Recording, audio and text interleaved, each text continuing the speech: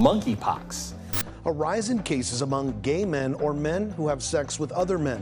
C'est un vrai problème de santé publique que des personnes n'osent pas aller voir leur médecin, n'osent pas avoir un suivi médical par peur d'être discriminées, d'être stigmatisées.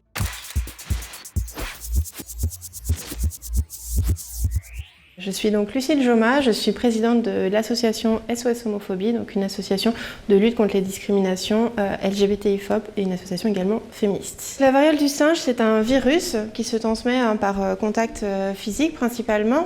Et actuellement, on a près de 1000 cas de personnes contaminées par ce virus partout en France. Et ce sont essentiellement des hommes qui ont des relations sexuelles avec d'autres hommes. On en parle dans la communauté LGBT parce que on connaît toutes et tous quelqu'un qui malheureusement a été contaminé par ce virus.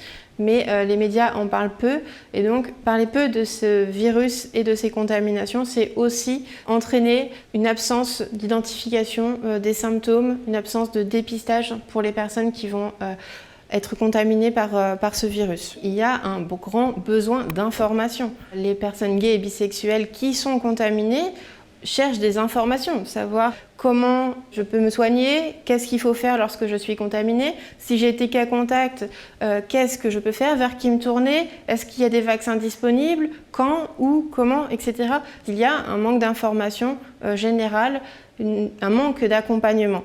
Et donc les personnes qui sont contaminées par la variole du singe doivent être à l'isolement pendant 3 semaines. C'est 3 semaines très longues où souvent elles n'ont pas d'accompagnement, elles sont seules et il peut y avoir donc des problèmes à la fois psychologiques mais également des conséquences à long terme de la contamination par la variole du singe. Là, il y a une campagne de prévention et surtout de vaccination qui est en cours. Le problème aujourd'hui, c'est le nombre de doses qui est disponible, c'est où trouver sa dose, c'est les listes d'attente. Il est nécessaire que le gouvernement commande des nouvelles doses pour que toutes les personnes qui souhaitent se faire vacciner, qu'elles soient gays, bisexuelles ou hétéros, quelle que soit leur orientation sexuelle, leur identité de genre, qu'elles puissent se faire vacciner partout et sans condition. Ce virus peut se transmettre partout.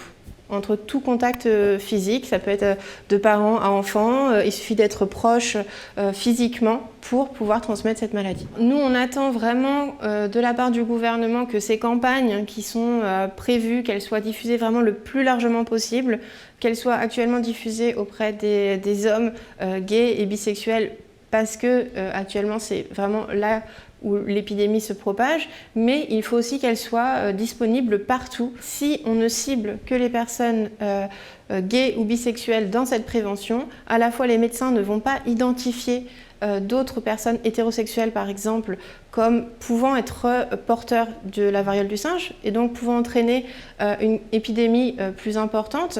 Et c'est un vrai problème de santé publique que des personnes n'osent pas aller voir leur médecin, n'osent pas avoir un suivi médical par peur d'être discriminées, d'être stigmatisées. Dans le monde médical, on le sait malheureusement, il y a, comme dans toute la société, encore de l'homophobie, encore des personnes qui vont être très mal accueillies, qui vont pas avoir un suivi adapté parce qu'elles sont gays, lesbiennes, bi ou même trans.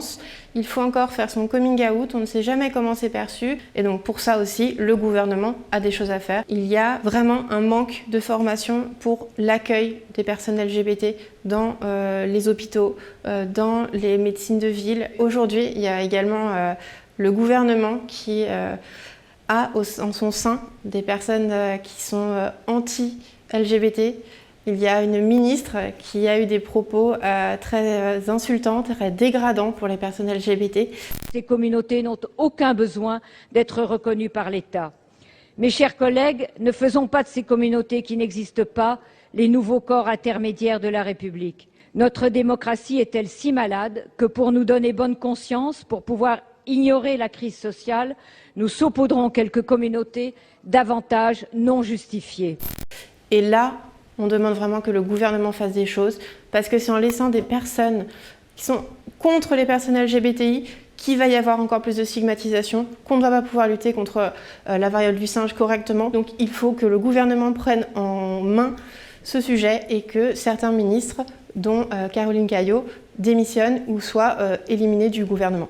On voit aujourd'hui que la variole du singe, il a fallu quand même attendre un certain temps pour que la Haute Autorité de la Santé réagisse malgré les nombreuses alertes internationales.